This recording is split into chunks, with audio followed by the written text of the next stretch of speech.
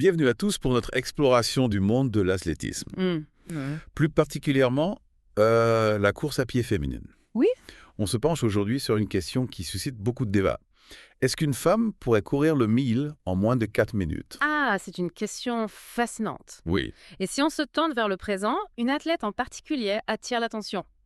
Faith Kipyegon, Ah, triple médaillée d'or olympique, quadruple championne du monde. incroyable. Elle détient actuellement les records du monde du 1500 mètres, du 1000 et du 5000 mètres. Impressionnant, c'est le moins qu'on puisse dire. Oui, Et pour notre deep dive aujourd'hui, on va se plonger dans un article d'Athlé Expliqué, d'accord. intitulé « 1 mile en 4 minutes pour les femmes ». Une étude dit que c'est possible. Intéressant. Le titre est prometteur, ça donne envie d'en savoir plus. Oui, et cet article met en lumière le record actuel de Kipyegon sur le 1000.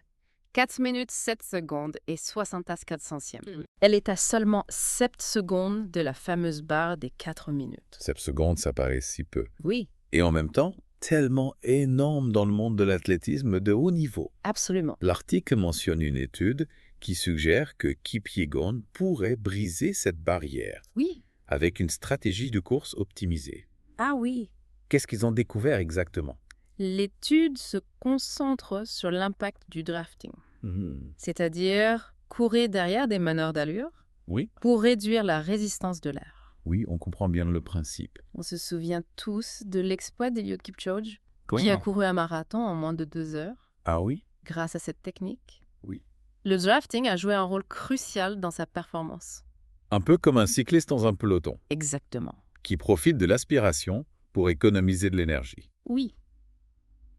Mais comment est-ce qu'on peut appliquer ça à la course de Kipyegon? Eh bien, Et quel est l'impact potentiel? l'étude a modélisé différents scénarios Oui.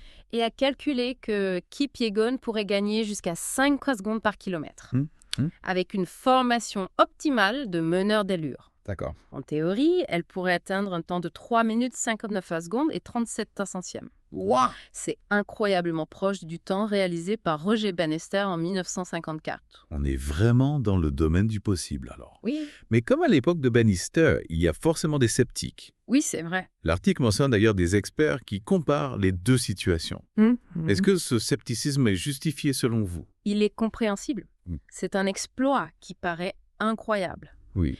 Et il y a toujours une certaine résistance au changement, surtout quand il s'agit de repousser les limites de ce qu'on pensait possible. Oui, Mais d'un point de vue scientifique, les données sont là.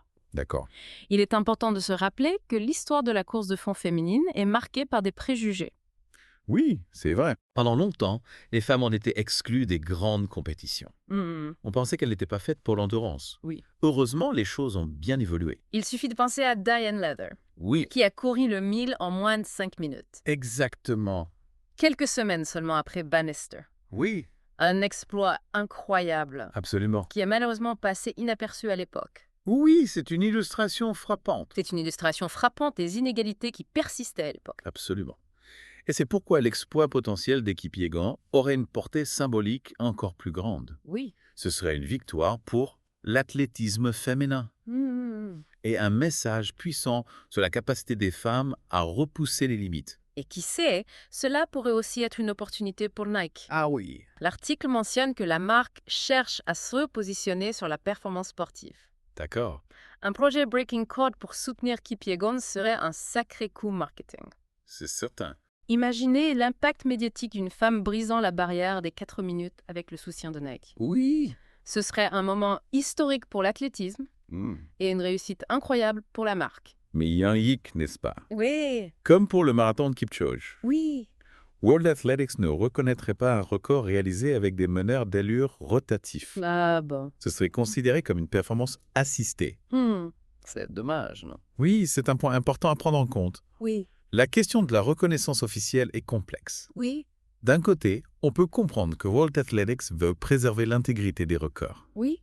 De l'autre, on peut se demander si ces règles ne sont pas trop restrictives et si elles ne freinent pas l'innovation dans le sport. C'est une question intéressante. Et du côté de Kipyegon, quelle est sa position sur une potentielle tentative? Pour l'instant, elle n'a pas confirmé si elle allait se lancer dans ce défi.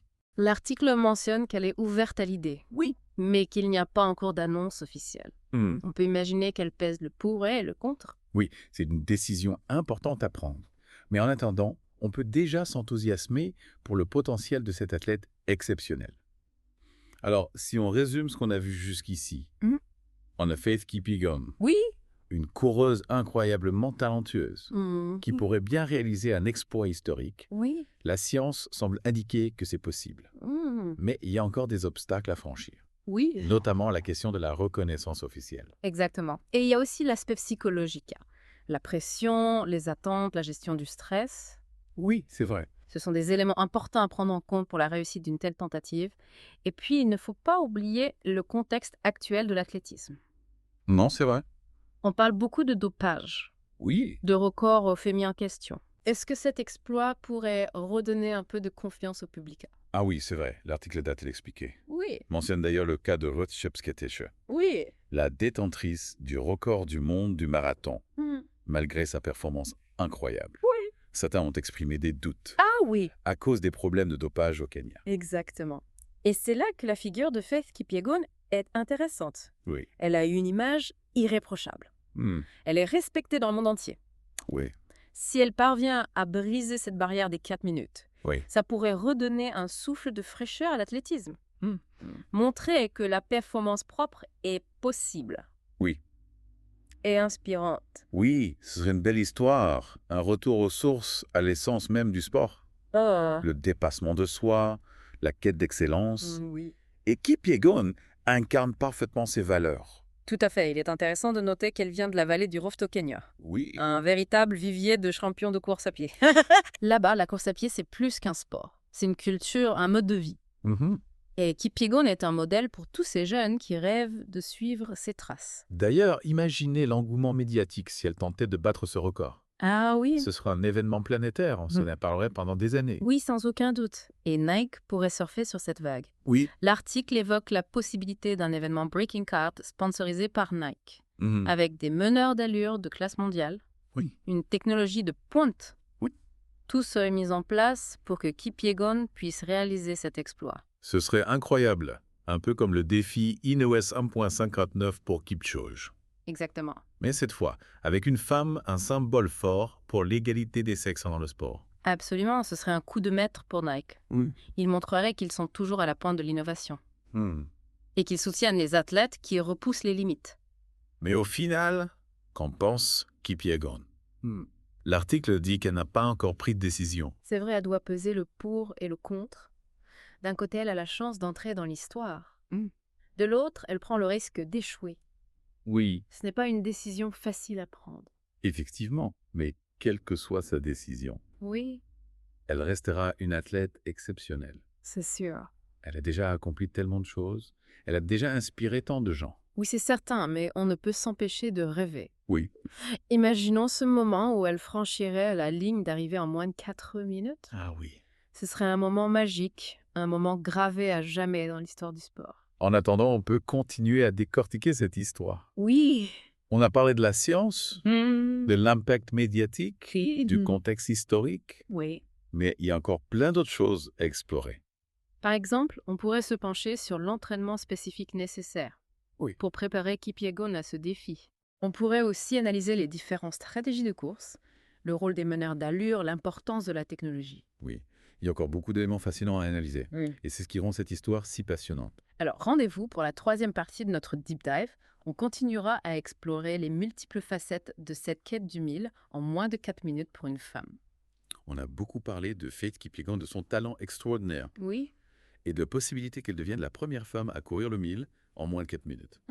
Mais on ne doit pas oublier que ce record, s'il est un jour atteint, ne sera pas seulement le fruit de ses capacités. Tout à fait. On l'a évoqué rapidement. Oui. Mais il faut insister sur l'importance de l'équipe qui l'entourait dans un tel projet. Ah, oui. Un peu comme pour le défi Ineos 1.59 de Kipchoge. Oui. Il faudrait un encadrement de pointe pour mettre toutes les chances de son côté. Oui, on parle d'une véritable équipe pluridisciplinaire, avec des scientifiques, des entraîneurs, des nutritionnistes, des physiothérapeutes. Tous ces experts seraient mobilisés pour accompagner Kipyegon dans sa préparation et le jour J. Absolument. Et il ne faut pas oublier l'aspect technologique. Non. L'article d'Athlé expliqué mentionne notamment l'importance des chaussures de course. Oui, c'est vrai. On sait que Nike est à la pointe de l'innovation dans ce domaine. Et on peut imaginer qu'il mettrait tout en œuvre pour développer des chaussures qui permettraient à Kipyegon de gagner de précieuses secondes. Ah oui, les fameuses chaussures à plaques de carbone, Oui, dont on entend parler de plus en plus. exactement. Mais comment est-ce qu'elles fonctionnent exactement? Pas bien. Et quel est leur impact sur la performance?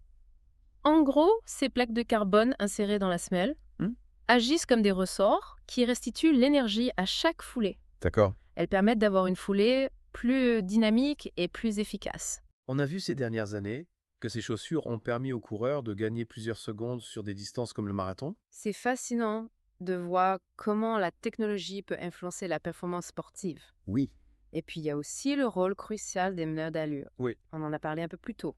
Mhm. Mais il ne suffit pas de les placer devant Kipyegon. Non.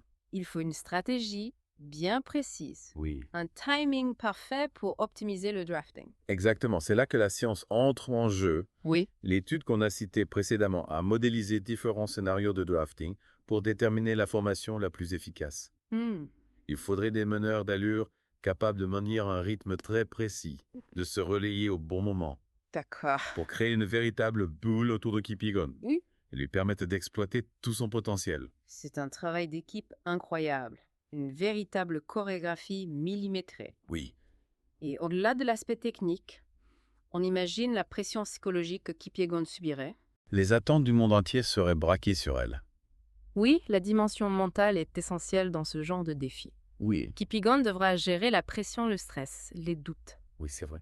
Il lui faudra une force mentale à toute épreuve pour rester concentré sur son objectif Oui. et ne pas se laisser déstabiliser par l'enjeu. On a beaucoup parlé des conditions de réussite. Oui. Mais pourquoi ce record est-il si important? Pourquoi une femme courant le 1000 en moins de 4 minutes serait-elle un événement aussi marquant? Il y a plusieurs raisons à cela. Tout d'abord, il y a la symbolique. Comme on l'a dit, les femmes ont longtemps été exclues des grandes compétitions. Oui. Briser cette barrière mythique des 4 minutes serait un symbole fort d'égalité. Une preuve que les femmes peuvent accomplir les mêmes exploits que les hommes. Oui, c'est un message puissant. Et puis l'aspect purement sportif. Oui. Le 1000 est une distance mythique dans l'athlétisme, courir en moins de 4 minutes. C'est entrer dans un club très fermé, rejoindre les légendes de ce sport. Et n'oublions pas l'inspiration que cela pourrait générer. Non. Imaginez l'impact sur les jeunes filles du monde entier de voir une femme accomplir un exploit aussi incroyable. Oui. Cela pourrait déclencher une nouvelle vague de vocations, encourager des millions de personnes à se dépasser, à croire en leurs rêves. C'est une perspective vraiment enthousiasmante. Si on résume notre discussion d'aujourd'hui, la quête du 1000 en moins de 4 minutes pour une femme est bien plus qu'un simple record sportif. Oui, C'est un défi scientifique, un enjeu social, un symbole d'espoir. exactement. C'est une histoire fascinante qui nous tient en haleine. On a hâte de voir si Faith Kipyegon tentera l'aventure Oui. et si elle réussira à écrire une nouvelle page de l'histoire de l'athlétisme. On vous remercie de nous avoir accompagnés dans ce deep dive. Merci. On espère que vous avez appris des choses, que vous avez été inspirés par cette histoire. N'hésitez pas à nous faire part de vos réflexions et surtout, restez à l'écoute pour d'autres explorations passionnantes dans nos prochains épisodes. À bientôt.